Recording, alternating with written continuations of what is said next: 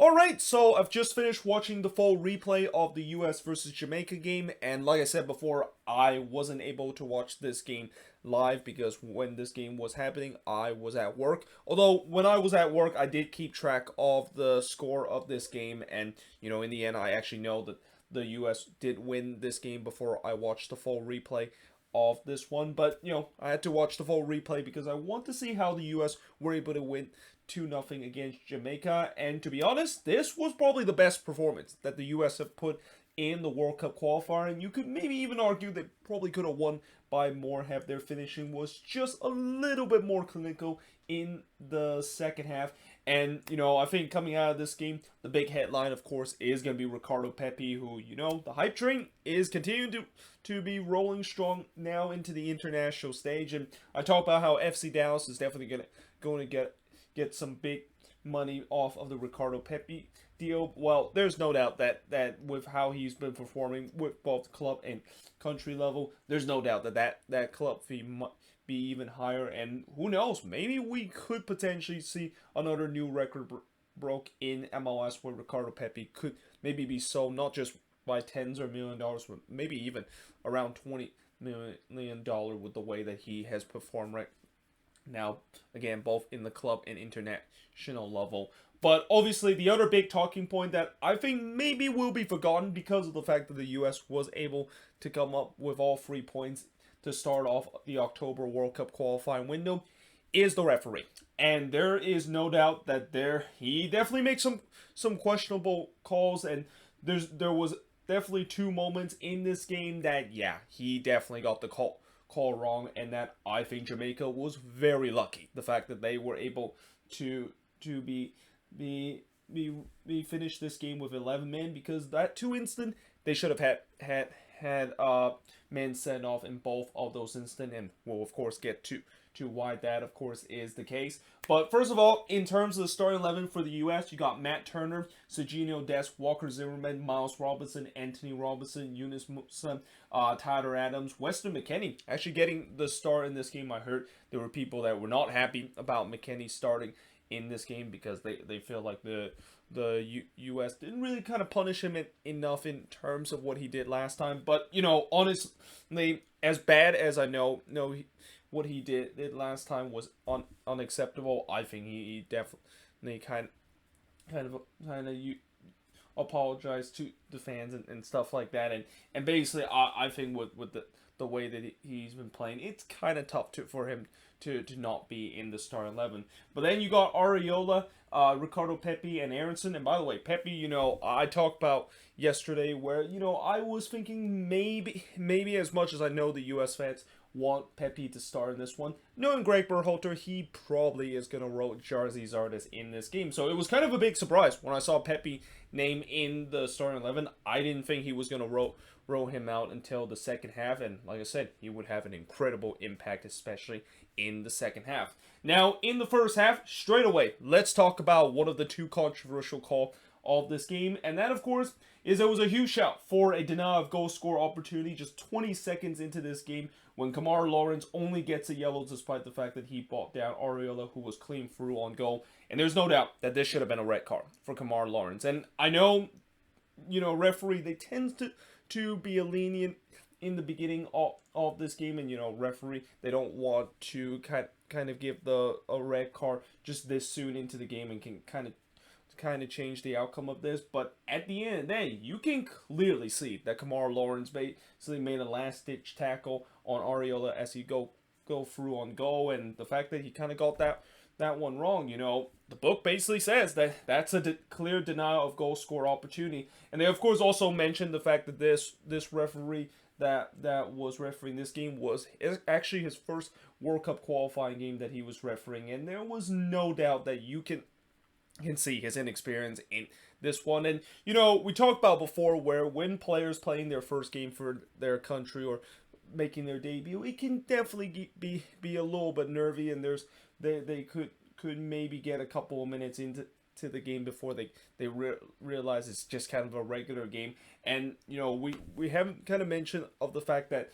as much as players get that nervy moment in the beginning of the game, referee also do so. And this is a clear example of an inexperienced rookie referee kind of, put into such a big World Cup qualifying game that he has never take part of, and he kind of had a big decision to make. And in some way, I think I'm not sure it was a Taylor Twellman or John Champion kind of mentioned this, but maybe because of the fact that he was kind of inexperienced and he was kind of a rookie, he didn't really have the courage, of course, making that decision. Which I don't blame him, because anytime when you are an inexperienced referee, the last thing you want to do is basically give out a red card that maybe in the end you think that might not be the case. But I'm pretty sure if he when I'm not sure how CONCACAF of course do their refereeing stuff. I mean, I'm pretty sure he's going to maybe be learned in terms of this situation where he definitely made a mistake in terms of not sending off Kamar Lawrence there. But I really think the real blame out of this is not just the fact that after this incident when Taylor Twellman basically immediately go on a rant about VAR not being used in CONCACAF, which in some way it was kind of cringy, but I do get why exactly he feels like VAR should be implemented in the CONCACAF World Cup qualifying, and he thinks that the excuses of not enough infrastructure in other stadium is just kind of a poor excuse from CONCACAF. But I think the other blame from CONCACAF in this situation is, why in the world would you put a referee that have never been in a World Cup qualifying game and you put him in this one? I mean, I get this is not USA versus Mexico, but this is still a World Cup qualifier involving one of the prestige team in the CONCACAF region that is definitely going to be under pressure coming into this one. And I feel like anytime, no matter if it's a U.S. game or a Mexico game, anytime when the U.S. or Mexico game take place in the World Cup qualifier, no matter what opponent it is, it's always going to be a high pressure game, both for the players and also for the referee. And I just feel like I don't think he was the right man to do this. Although I will say that after that he did kind of control the game a little bit better until we'll talk about the second controversial call that he made at the half-hour mark. But despite that controversial call, I thought the U.S. was definitely on the front foot early, though it was actually Jamaica the one that gets the first chance as McGee plays one just high from long range. And the U.S., despite the fact that they have looked threatened on the attack and they did very well on the build-up, they just lacked that final ball. And in fact, they didn't really register a single shot on goal. I mean, as well as they were playing, the stats basically still says they have 0 shot register through 20 minutes, and it took the U.S. first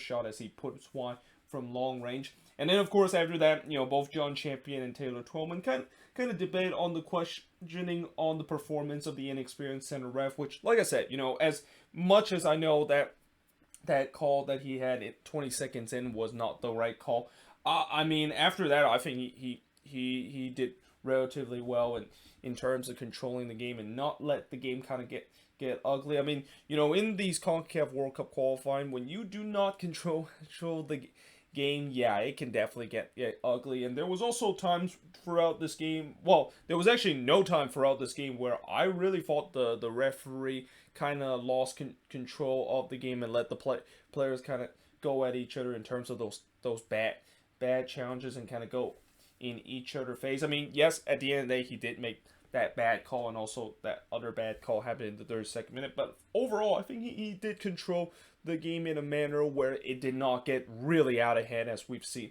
in some of these CONCACAF kind of matchup before. But in the 31st minute, Aronson did puts it wide from 18 yards out. Before 1 minute later, this is where the second controversial call happened, when there was another shout for a denied goal score opportunity after Lowe brought down Aronson, who was clean on goal. Now, despite the fact that Lowe did kind of get a little bit off the ball, people got to remember, just because you get the ball doesn't mean that you have the rights to kind of make a challenge that clearly felt like you're intended to bring a player down. And it just feels like that was the case, where he just kind of did not have the control of it, and he basically just kind of brought down Aronson very clumsily there. And again, that should have been a denial of goal score opportunity. And what's even more important is that the referee actually signaled this to be a foul. Like, even if this maybe you could view that as not a denial of goal score opportunity, or maybe this shouldn't be a foul on third play. The fact that the referee make the call that is going to be a free kick, that has to be denial of goal score opportunity, especially when you clean through on goal. So yeah, there's no doubt that was another one that I think the center ref got wrong. And again, Jamaica could have been down to 10 men, or if that decision 20 seconds into the game was correct, it would have been down to 9 men up at the half-hour mark in this game. But nevertheless, just 2 minutes later, McKennie basically puts an 18-yard free kick high before Turner had to deny Lowe, who tried a low curler shot, but Matt Turner easily read that one. That was really the only thing that Turner kind of had to be on his feet and kind of being tested, because he didn't really need to do much, knowing the fact that Jamaica didn't really threatening in this game, besides the last couple of minutes when Nicholson had a big opportunity from the corner, but he heads that one wide. And Jamaica,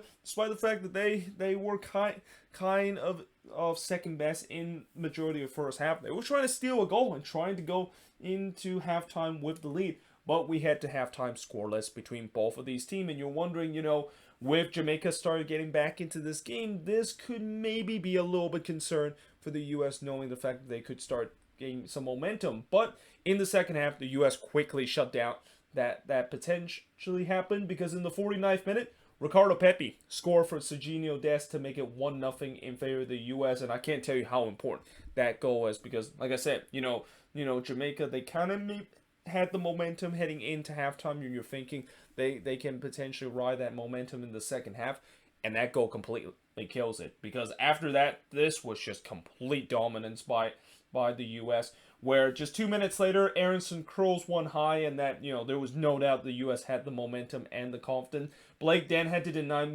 Musa from close range. Blake was really one of the guys that I think was the only reason why Jamaica only lost by 2-0, because, he definitely makes some couple of big saves in this one. And, I think the 2 goals that he gave up, I'm not going to blame him from either of that, because there was really nothing he can do. But in the 55th minute, Pepe hits one straight to Blake from long range before Dest puts it high from 19 yards out.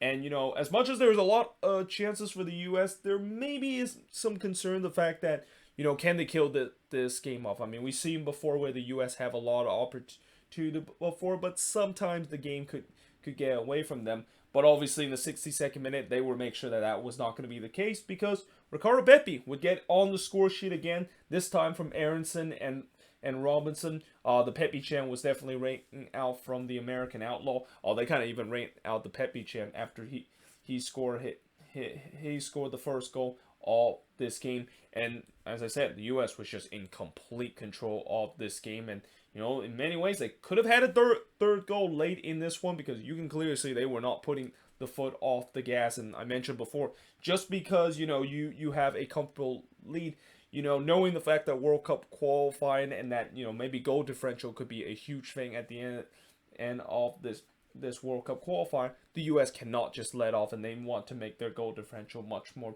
prettier. Ariola did hit it straight to Blake in the 71st minute before Zardes missed a golden opportunity. As Tim Way, who come off the bench in this game, and I thought he had an incredible game and really was a big impact as a substitute heading into the second half, was really troubling this Jamaica defense with his pace. He puts one on the plate for Zardes, but Zardes just could not quite toe poke that one in before Blake tipped Robinson shot over the bar, and then Blake kind of made his only mistake of the game, spilling a shot that Tim Way basically put, but he was able to save that one on the line before Zardes hits it wide from close range in the first minute of stoppage time. And despite the fact the U.S. couldn't find that third goal, they were still able to walk out with all 3 points by winning 2-0 against Jamaica. And the shots in this one, 17 shots compared to the 5 that Jamaica has, 7 shots on goal compared to 1 that Jamaica has, 7 shots off target compared to 4 that Jamaica has, 3 shots out was blocked compared to none that Jamaica has, and possession-wise, 62% possession compared to 38% possession that Jamaica has. And like I said, this was probably the most dominant performance that the U.S. have put in this World Cup qualifying, and that let's just hope, heading into the next World Cup qualifying game against Panama, which is going to be on the road. Let's see if they can, of course, continue this performance. I mean, as good as this performance is, we'll see whether or not if it will carry into the next one. And that, I think, maybe the only negative I will say about this performance by the U.S. is that they need to be more clinical in terms of their finishing. Like this, they could have easily walked away with 4 or 5 goals in this if they were being a little bit more clinical. But at the end of the day, as I said many times before with CONCACAF World Cup Qualifier, even if you're not at your best in terms of your finishing, as long as you walk away with all 3 points at the end of the day, that is going to be huge. And now the U.S. are going to be tied with Mexico at the top of the World Cup qualifier. And like I said, it's a great start for them in the October window, where, heading into this October window, I'm pretty sure there's some that have said that they need to at least have minimum of 7 points. I mean, the next game against Panama is going to be tough because, going on the road against Panama, and anytime when the U.S. go on the road in a World Cup qualifier game,